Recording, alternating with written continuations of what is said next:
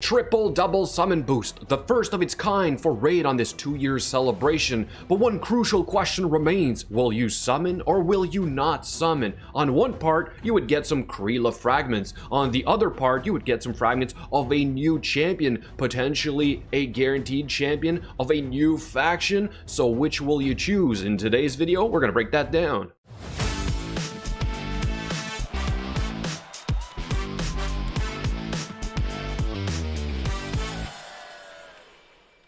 Alright, so before we get started, I want to bring something to your attention which you might have missed, because I did miss it as well, and I reached out to Plarium to get a confirmation on this. This was the original post we got on Twitter or Facebook, which said in-game daily celebration gifts for the first 5 days. This is what we're getting, the free stuff from the shop every day. Then it said tournaments and events with fragments for the first 2 weeks or 15 days. And with the ones that we've had in the game so far, we can roughly estimate how many we're going to get. So I will sort of break that down for you guys in a second. And then we're going to have the St. Patrick's Day Fragment Summon, which is going to be ongoing for 2 weeks. But if you look at that post on their website, there's a line here that says, on top of that, we'll be launching a whole series of events and tournaments running from March 1st all the way through April 15th. So there's another 2 weeks after the summon, which apparently is going to be part of the celebration, right? We don't know what those are going to have, but they do also confirm here that the fragments will only be available, until March 15th, right? So with that in mind, that will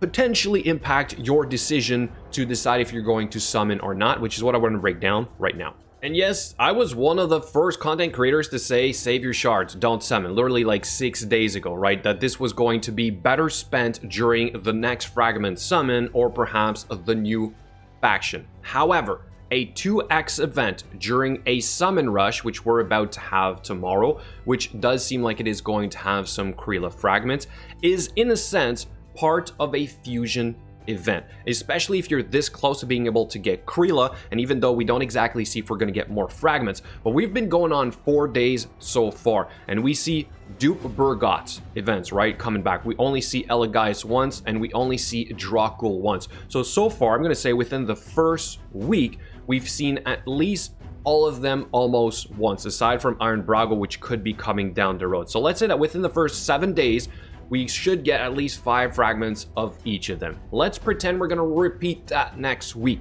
Therefore, you could get around, I'm going to say 10 guaranteed fragments of all the previous fusions. And if you, let's say, finish first place or second place in a tournament, you could get a couple more. With that in mind, then you might decide that, you know what, I need to summon for Krila. If you get those extra fragments and you get yourself a guaranteed legendary champion, that is still the best strategy to use, in my opinion. I've been using that for a very long time. On top of that, we're about to have this triple boost 2x event for 90% of the players. Is still always the best time to summon. So here's a couple of example of screenshots that I have for you guys to sort of estimate how much shards you should keep for the next fragment summon. And we're going to start with Iron Brago because he's our last example. Since we're about to have a summon rush, I'm guessing that by next week, we're going to have a champion chase tournament. And because we're having this 2x event right now, it is probably going to be a 10x event, all right?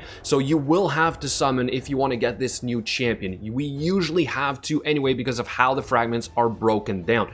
So if we look at the actual tournament itself, what it looked like, you usually have 5 fragments at 250 points and 1550 points for the other 5 fragments. Of course, you can get more if you finish first or second place, but I never count those in because I've never finished in the first place anyway for a champion chase tournament. So how many points is this, or how many shards? Well, obviously it really depends on what you're going to pull.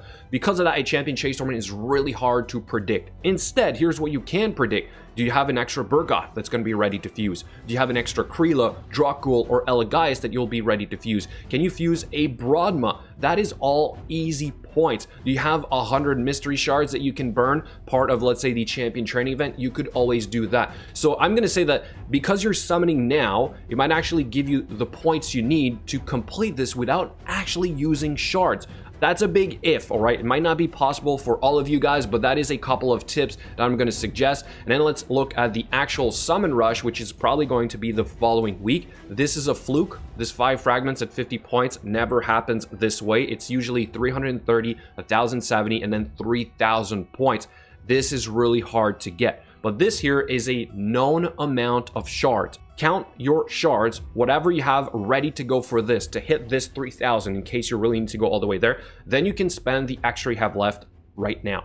Let's do an example while using my account here, all right? So I have enough shards to do it all right? I can easily say for the summon rush that is going to come in 2 weeks, I need 3,000 points. I could literally just open 6 sacred shards, right? So right there, I already know that my summon rush for the fragment summon is covered. What about if I have a champion chase tournament that I also need to do as part of the fusion itself? I need about, what, 1,500 total shards open. I can do 1,000 mystery shards and finish it off with a couple sacred shards, 2 sacred shards, right? So with my mystery shards and sacred shards, I'm already covered for a champion chase tournament and a summon rush to come. That leaves me with 97 ancient shards and 9 void shards that I could potentially do during this 2x event, all right?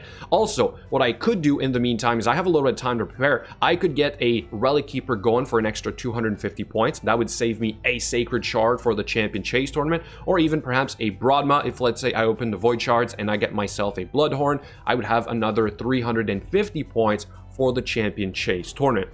So there's a couple ways that I can go about this, but for me, the other reason why I would probably not summon tomorrow, maybe just a couple for the first milestone points, that's always good, is because of this so-called guaranteed champion, if that's even a thing, right? But if you guys are not too worried about this, you're a little bit more starting out, and you would rather have a Krila, which might be more important than all of this for you, then I'm gonna say just calculate how much you have and figure out what your best move is, or also try to figure out if you can do it all. And I think it is possible depending on how many shards you have. Of course, if you buy more shards, you're not really gonna care about this. But overall, I think 2x event during a summon rush with a chance of getting a legendary champion, which is Krila, which you're never gonna get again, probably, right? Assume that, unless you wanna buy the fragments in the shop, is a good time to summon anyway. That's just my 2 cents on the subject today, guys. Hopefully this is going to help you guys better prepare for all this. Let me know what you think in the comments below. Thank you so much for watching, and I'll catch you later.